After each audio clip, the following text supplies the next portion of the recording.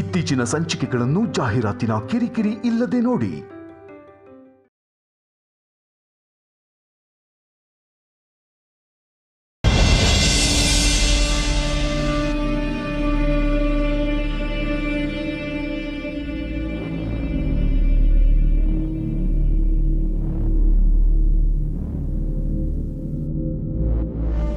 ನಿನ್ನ ಬಲಗೈ ಈಗ ಸರಿ ಹೋಯ್ತು ತಿಲೋತ್ತಮ.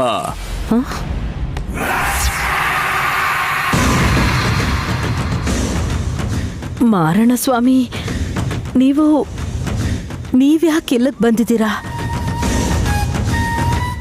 ನಿಮ್ಮನ್ಯಾಕೆ ಇಲ್ಲಕ್ಕೆ ಕರೆಸ್ಕೊಂಡೆ ಅಂತ 1000 ಪ್ರಶ್ನೆ ಕೇಳ್ತಾರೆ. ನಿನ್ನ ಎಡಗಣ್ಣಿಗೆ ದೃಷ್ಟಿ ಬಂದ ಕೂಡ್ಲೆ ನಾನಿರೋ ಜಾಗಕ್ಕೆ ಬಂದು ವಿಷಯ ಮುಟ್ಟಿಸ್ದೆ. ಬಲಗೈಗೆ ಸ್ವಾಧೀನ ಬರ್ತಿದ್ದ ಹಾಗೆ ನಿನ್ನ ಮುಷ್ಟಿನಲ್ಲೇ ಎಲ್ಲ ಇದೆ ಅನ್ನೋ ಭ್ರಮೆನಲ್ಲಿ ನನ್ನನ್ನ ಕಡೆಗಣಿಸ್ತೆ ನೀನು. ತಪ್ಪು ತಿಳ್ಕೋಬೇಡಿ ಸ್ವಾಮಿ, ನಿಮ್ಮನ್ನ ನಿರ್ಲಕ್ಷ್ಯ ಮಾಡಬೇಕು ಅಂತ ಅಲ್ಲ. ನಾಳೆ ಬಂದು ಭೇಟಿ ಆಗೋಣ ಅಂದ್ಕೊಂಡಿದ್ದೆ. ಅಷ್ಟರಲ್ಲಿ ನೀವೇ ಬಂದ್ಬಿಟ್ರಿ. ಬರ್ಬಾರ್ದು ಅಂತ ಏನೂ ಇಲ್ಲ. ನಿನ್ನ ಸಂತೋಷನ ಹಾಳು ಮಾಡಬೇಕು ಅಂತ ನಾನು ಇಲ್ಲಿಗೆ ಬಂದಿಲ್ಲ ತಿಲೋತ್ತಮ. ಆದ್ರೆ ಒಂದು ವಿಷಯ ನೆನ್ಪಿಟ್ಕೋ, ಎಲ್ಲ ಸರಿ ಹೋಯ್ತು ಅಂತ ನೀನು ನಿರ್ಲಕ್ಷ್ಯ ಮಾಡಿದ್ರೆ ಸ್ವಾಧೀನ ಬಂದಿರೋ ನಿನ್ನ ಬಲಗೈಯಿಂದಾನೇ ನಿನಗೆ ಮರಣನ ಪ್ರಾಪ್ತಿ ಮಾಡುತ್ತೆ.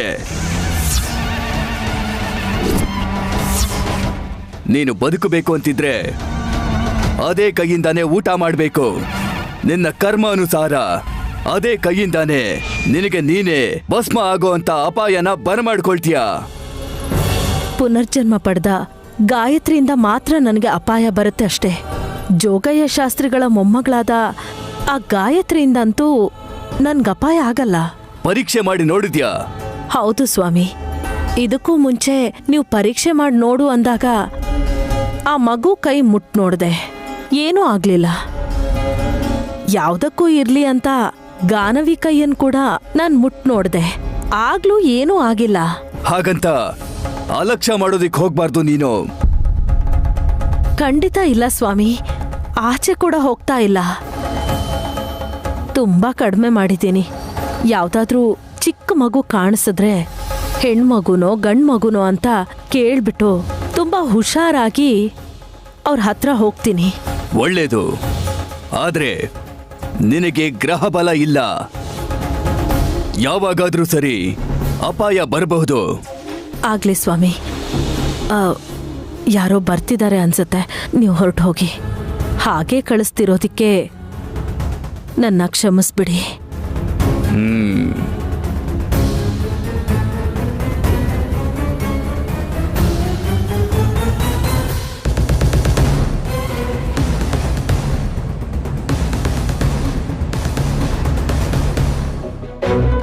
ಶ್ರೀಚಕ್ರಧಾರಿಗೆ ಶಿರಬಾಗಿಲಾಲಿ, ರಾಜೀವನೇತ್ರನಿಗೆ ರಮಣೀಯ ಲಾಲಿ, ಲಾಲಿ ಲಾಲಿ ಲಾಲಿ ಲಾಲಿ. ಏನ್ ಪಾವನಮೂರ್ತಿ, ಬೆಳಗ್ಗೆನೆ ರಾಗ ಎಳಿತಾ ಇದೀಯಾ? ಅಕ್ಕ, ಇವರಿಬ್ರು ಆಲ್ರೌಂಡರ್ಗಳಿದಾರಲ್ಲ, ಒಬ್ಬೊಬ್ರಿಗೆ ಒಂದೊಂದು ಆಡ್ಬೇಕಂತೆ. ಗಾನವಿಗೆ ಲೇಟೆಸ್ಟ್ ಸಾಂಗ್ ಬೇಕಂತೆ, ಗಾಯತ್ರಿಗೆ ಹಳೇ ಸಿನಿಮಾ ಹಾಡ್ಬೇಕಂತೆ. ಒಟ್ನಲ್ಲಿ ನಿಮ್ನ ಸರ್ವೆಂಟ್ ಮಾಡಿದ್ದಾರೆ ಅಂದಂಗಾಯ್ತು ಅಲ್ವಾ ಮಾವ?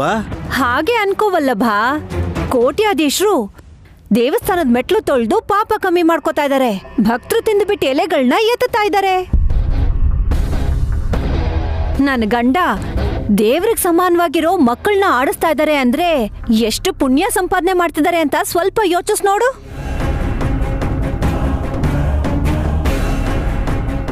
ಶಿಲಾಯುಗದ ಹಸಿ ಕಡ್ಲೆಗೆ ಎಷ್ಟು ಹೇಳಿದ್ರು ಅರ್ಥ ಆಗಲ್ಲ ಬಿಡಿ. ಯಾವನೇ ಅವನು? ತಾವೇ. ಅಲ್ಪ ಸ್ವಲ್ಪ ಬುದ್ಧಿ ಇದೆ ಅಂತ ಅಂದ್ರೆ ಅದು ಅತ್ತೆಗೇನೆ. ಏಯ್, ವ್ಯಂಗ್ಯ ಮಾಡ್ತಿದ್ಯಾ? ಅಯ್ಯೋ ಇಲ್ಲ ಅತ್ತೆ, ಚಿಕ್ಕವರು ದೊಡ್ಡವರು ಅಂತ ನೋಡ್ದೇನೆ ಎಲ್ರ ಮಾತು ಕೇಳ್ತೀರಾ ನೀವು. ಗಾಯತ್ರಿಗೆ ತಿನ್ಸು ಅಂತ ಹೇಳ್ದಾಗ ಇಲ್ಲ ಅಂದೆ ಎಡ್ಗೈಯಲ್ಲಿ ತಿನ್ಸಿದ್ರಿ, ಆದ್ರಿಂದ ಬಲ್ಗೈ ಕೂಡ ಸರಿ ಹೋಯ್ತು. ಗುರುಜಿ ಕೊಟ್ಟಿದ್ದ ಟೈಮ್ ಮುಗ್ದು ಕೈ ಸರಿ ಹೋಯ್ತು. ಗಾಯತ್ರಿ ಕೈ ವಡ ಏನಿಲ್ಲ. ಹಾಗೆಲ್ಲ ಅನ್ನಕ್ಕಾಗಲ್ಲ ಸುಮನ. ಗಾಯತ್ರಿ ಬಾಯಿ ತೆರೆದಾಗ ನನ್ಗೆ ಸಾಕ್ಷಾತ್ ಅಮ್ನೋರ್ ಕಾಣಿಸ್ಕೊಂಡ್ರು.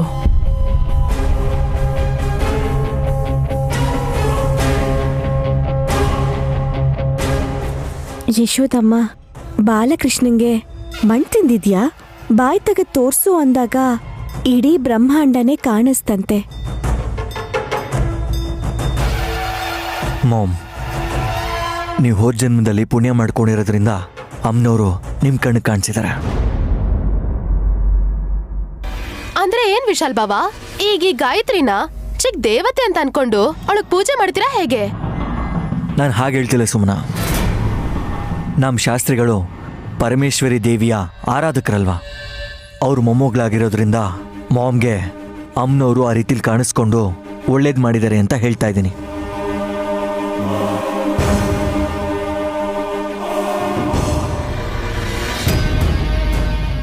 ನಾವ್ ಹೇಳೋದನ್ ಕೇಳಿ ಸುಮ್ಮನೆ ಬಾಯ್ ಬಿಡ್ತಿದ್ದಾಳೆ. ಅವಳು ಬಾಯಲ್ಲಿ ಏನ್ ಕಾಣಿಸತ್ತೆ? ಹೀರೆಕಾಯಿ ಚಟ್ನಿ. ಹಾ, ಇವಾಗ ನಾನು ಅಮ್ಮನವ್ರನ್ನ ನೋಡ್ಬೇಕು ಅಂತ ಅನ್ಕೋತಾ ಇದ್ದೀನಿ. ನೋಡಕ್ಕಾಗತ್ತಾ? ಒಳ್ಳೆ ಮನ್ಸಿಂದ ಭಕ್ತಿ ಶ್ರದ್ಧೆಯಿಂದ ಬೇಡ್ಕೊಂಡ್ರೆ ಆ ತಾಯಿ ಖಂಡಿತ ದರ್ಶನ ಕೊಡ್ತಾಳೆ ಭಾವ. ಹಾ, ಎಲ್ಲಿ ಇವಾಗ ಬರಕ್ ಹೇಳು.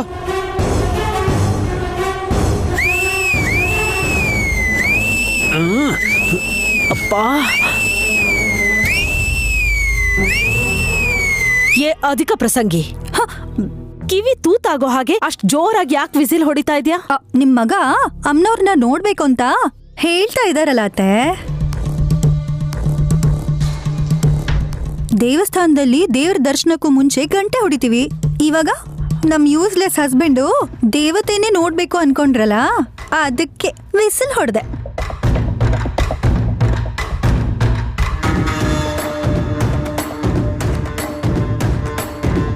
ನೀನು ಇದನ್ನೆಲ್ಲ ನಂಬ್ತಿದ್ಯಾಕ್ಕ? ಅಫ್ಕೋರ್ಸ್ ಸುಮನ, ನಮ್ ನೈನಿ ಹೇಳೋದ್ ನಿಜಾನೇ ಅಲ್ವಾ? ಹಾಸಕ್ ಧೈರ್ಯ ಇಲ್ಲ ಅಂದ್ರೂ ನ್ಯಾಯಕ್ ನಿಲ್ತಿದ್ದಾಳಲ್ಲ. ಹೌದಾ? ಇವಾಗ ಬರೋಕ್ ಹೇಳಿ, ಅಮ್ಮನವ್ರನ್ನ ನೋಡೋಣ. ನಿಮ್ಮಂತ ಪಾಪಿಗಳು ಬೇಡ್ಕೊಂಡ್ರೆ ಆ ತಾಯಿ ಹೇಗ್ ಬರ್ತಾಳೋ? ನಯನಿ ಹೇಳ್ದ ಹಾಗೆ ಮಾಡಿದ್ರೆ ಬರ್ಬೇಕಲ್ವಾ? ಮಾಮ್, ಮನಸಾರೆ ಅಮ್ಮನವ್ರನ್ನ ನೆನಪಿಸ್ಕೋಬೇಕಲ್ವಾ? ಇದ್ಕಿದ್ದಾಗೆ ಅಷ್ಟು ಏಕಾಗ್ರತೆ ಬರೋದು ಕಷ್ಟ ವಿಶಾಲು. ನಾನಿವಾಗ ಕಣ್ಣು ಮುಚ್ಕೊಂಡು ಕಾನ್ಸಂಟ್ರೇಟ್ ಮಾಡ್ತೀನಿ. ಅವ್ರು ಬರ್ತಾರೋ ಇಲ್ವೋ ಅಂತ ಟೆಸ್ಟ್ ಮಾಡ್ತೀನಿ. ಹಾ, ರೆಡಿ. 1 2 3 close your eyes.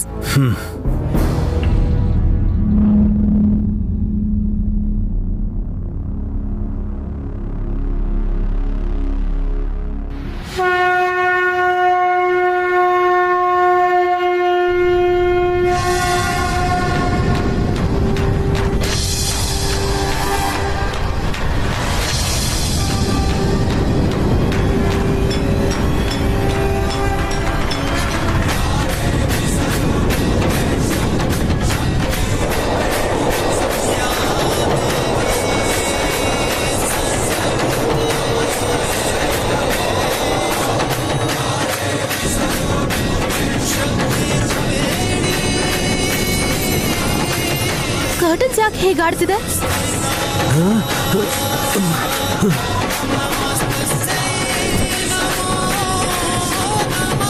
ನನಗೆ ಭಯ ಆಗ್ತಿದೆ.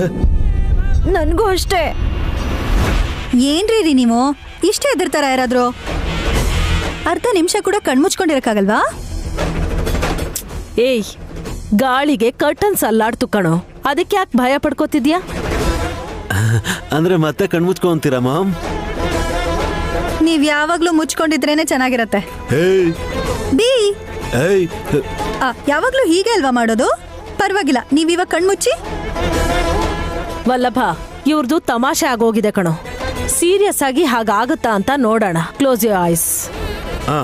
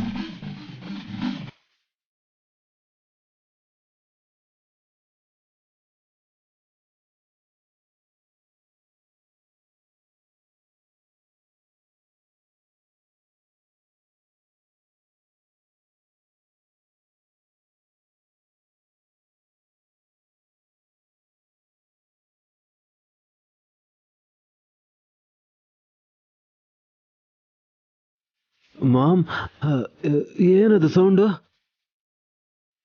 ಅಮ್ಮನವ್ರು ಬಂದ್ರು ರೀ. ಹಾ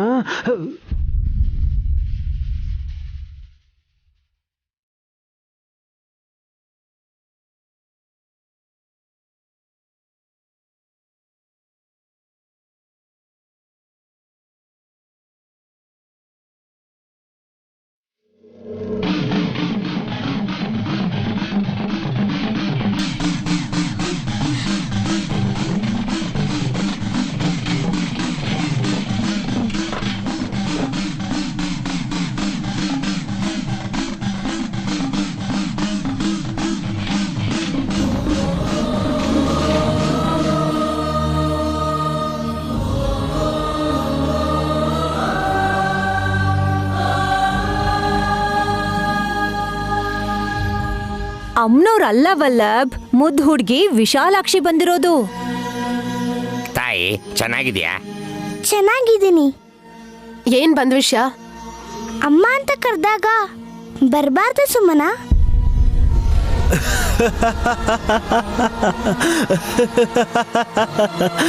ಅಯ್ಯೋ ವಲ್ಲಭ, ಏನಾಯ್ತು?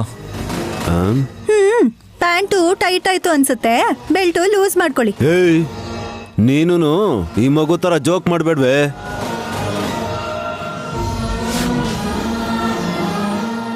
ನಾವು ಅಮ್ಮನವ್ರು ಬರ್ತಾರೆ ಅಂತ ಮಾತಾಡ್ಕೋತಿದ್ರೆ ನಾನೇ ಅಮ್ಮನವ್ರು ಅಂತಾಳೆ. ಅಬ್ಬ ಸದ್ಯ ಪಾದಕ್ಕೆ ಪನ್ನೀರ್ ದಾನಿ ಚೆಲ್ಲಿ ಕಣ್ಗೊತ್ಕೊಳ್ಳಿ ಅನ್ಲಿಲ್ಲ. ಅವ್ರ ಹತ್ರ ಯಾಕಮ್ಮ ಮಾತು? ನೀ ಬಂದಿಯಲ್ಲ, ಸಂತೋಷ ಆಯ್ತು. ಏನಮ್ಮ ವಿಶಾಲಾಕ್ಷಿ, ನಿನಗಿನ್ನೊಂದು ವಿಷಯ ಗೊತ್ತಾ? ಮಾಮ್ಗೀಗ ಕೈ ಸರಿ ಹೋಗಿದೆಯಮ್ಮ.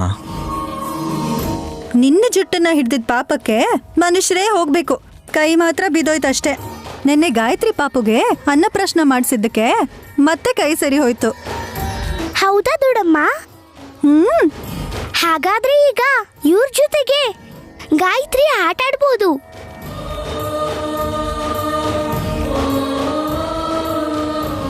ನನ್ ಚಿಕ್ಕ ಮಕ್ಳನ್ನ ಆಡ್ಸಲ್ಲ. ಮಾಮ್ಗೆ ಅಲರ್ಜಿ. ನಿಮ್ಮನ್ನ ನಿಮ್ಮಮ್ಮ ಬೆಳ್ಸಿದ್ದ ಇಲ್ಲ ಯಾರಾದ್ರೂ ಆಯಾ ಬೆಳ್ಸಿದ್ರಾ? ನಮ್ಮ ಮಾಮೆ ಹಾಲು ಕುಡ್ಸ್ ಬೆಳೆಸಿದ್ದು. ಕತ್ತೆ ಹಾಲ? ಹಾ, ನಿಮ್ಮಮ್ಮ ನಿನಗೆ ಕುಡ್ಸಿರ್ತಾರೆ. ವಲ್ಲಭ, ಚಿಕ್ಕ ಮಕ್ಕಳ ತರ ಏನ್ ಹಾಗೆ ಮಾತಾಡ್ತಿದ್ಯಾ?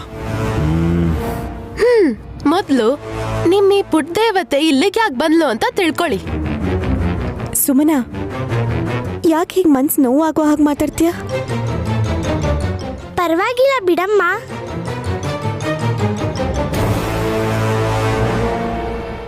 ಸುಮನ ಮಾತ್ಕಿಂತ ನಿಮ್ಮಿಂದಾನೇ ನಂಗೆ ಜಾಸ್ತಿ ನೋವಾಯ್ತು.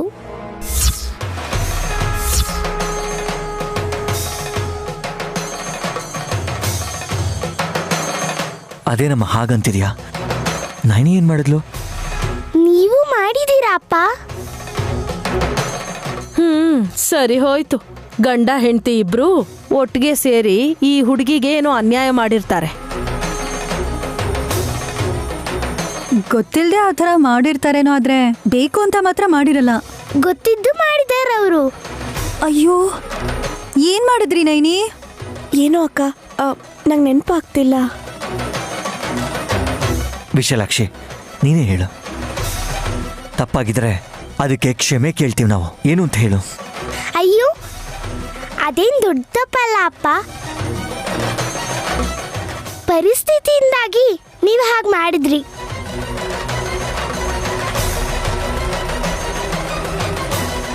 ಏನ್ ಮಾಡಿದ್ರು ಅಂತ ಬೇಗ ಹೇಳಮ್ಮ.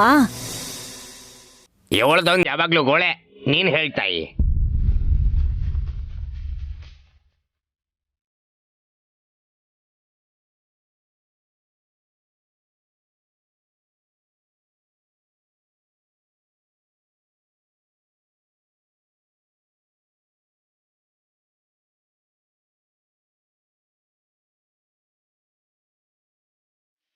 ಗಾಯತ್ರಿನ ಇವ್ರು ದತ್ತು ತಗೊಂಡ್ರು ಅಲ್ವ ತಾತ?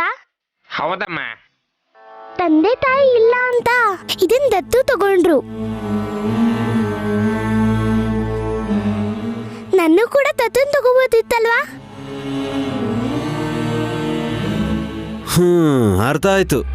ಹೇಳ್ತಿದ್ನಲ್ಲ ಈ ವಿಶಾಲಾಕ್ಷಿ ಅನಾಥೆ ಅಂತ. ಇವಳು ಜೊತೆಗೆ ನೀವಿಬ್ರು ದತ್ತು ತಗೊಂಡಿದ್ರೆ ಪೆಂಟ್ ಹೌಸಲ್ಲಿ ಇರ್ತಿದ್ಲೇನೋ. ಅಷ್ಟೇ ಬಿಡಿ, ಆಸ್ತಿ ಹೆಚ್ಚಾಗ್ತಿದ್ದಂಗೆ ಈ ತರ ಅನಾಥೆಗೂ ಆಸೆ ಹೆಚ್ಚಾಗತ್ತೆ. ಸುಮನ, ನಿನ್ ನಾಲ್ಗೆ ಹಿಡಿತದಲ್ಲಿ ಇಟ್ಕೊಂಡ್ರೆ ಒಳ್ಳೇದು. ಸುಮನ ಹೇಳಿದ್ರಲ್ಲಿ ತಪ್ಪೇನಿಲ್ಲ. ಸುಮನ ಹೇಳಿದ ಉದ್ದೇಶದಲ್ಲಿ ತಪ್ಪಿದೆ.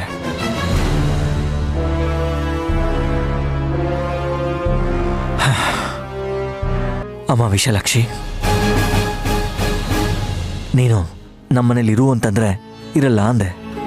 ನೀನು ಇಲ್ಲೇ ಇರ್ತೀನಿ ಅಂತಂದ್ರೆ ನಿನ್ನನ್ನು ದತ್ತು ತಗೊಳ್ಳೋದಕ್ಕೆ ನಾವು ಒಂದು ಕ್ಷಣನೂ ಯೋಚನೆ ಮಾಡಲ್ಲ. ನಿಜ ವಿಶಾಲಾಕ್ಷಿ, ನೀನ್ ಹೂ ಅನ್ನು. ಇವತ್ತೇ ನಾನು ಎಲ್ಲ ಏರ್ಪಾಡು ಮಾಡ್ತೀನಿ. ಪರವಾಗಿಲ್ಲ ಬಿಡಮ್ಮ, ನಾನು ಸುಮ್ಮನೆ ತಮಾಷೆ ಮಾಡಿದೆ ಅಷ್ಟೇ.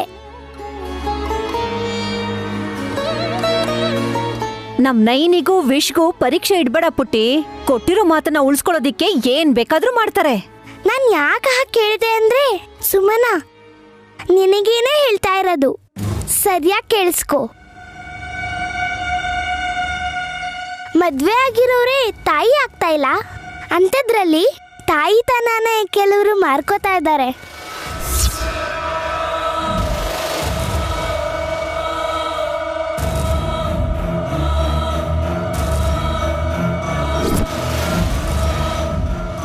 ಏನಂತ ಇದೆಯಮ್ಮ? ನಂಗೆ ಅರ್ಥನೇ ಆಗ್ತಾ ಇಲ್ಲ. ಅರ್ಥ ಆಗ್ಬೇಕಾಗಿರೋರ್ಗೆ ಅರ್ಥ ಆಗುತ್ತೆ ತಾತ.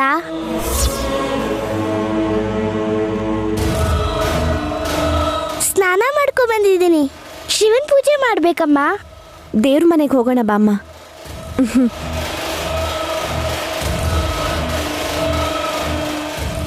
ಓಹ್, ಏನೇನೋ ಮಾತಾಡ್ತಿದ್ದಾಳೆ ಹುಚ್ಚು ಹುಡುಗಿ. ಹಾಗನ್ಬೇಡಿ, ನಿಮ್ ಬಾಯಿ ಬಿದ್ದೋಗ್ಬೋದೇನೋ.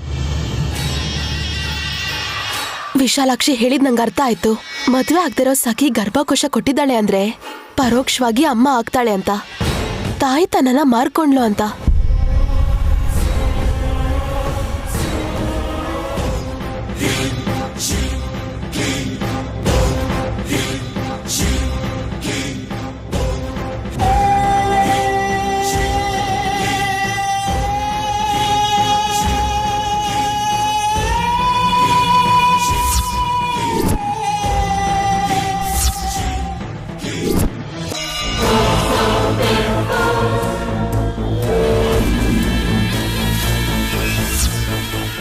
ಚೀಲಾನೆ ಆ ಅನಾಥೆ ಹುಡುಗಿ ವಿಶಾಲಾಕ್ಷಿಗೆ ಶಕ್ತಿ ಅನ್ಸುತ್ತೆ. ಏನೋ ಮ್ಯಾಜಿಕ್ ಮಾಡ್ತಿದ್ದಾಳೆ. ಎಲ್ಲ ಗೊತ್ತಿರೋ ಹಾಗೆ ಮಾತಾಡ್ತಾಳೆ.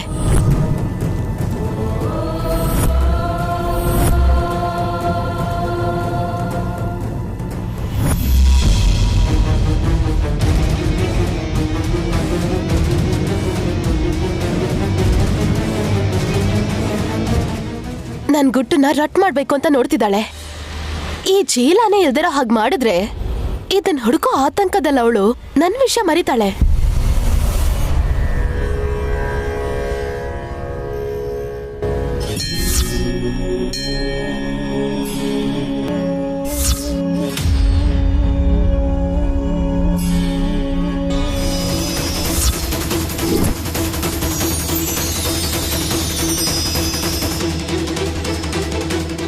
ಸಾರಂಗ ಅಂತ ಹೆಸರು ಬೇರೆ ಇಟ್ಟಿದ್ದಾಳೆ ಈ ತ್ರಿಶೂಲಕ್ಕೆ. ಇದನ್ನ ಇಲ್ಲಿಂದ ಎಸೆದ್ರೆ ಎಲ್ಲೋ ಹೋಗಿ ಬೀಳತ್ತೆ.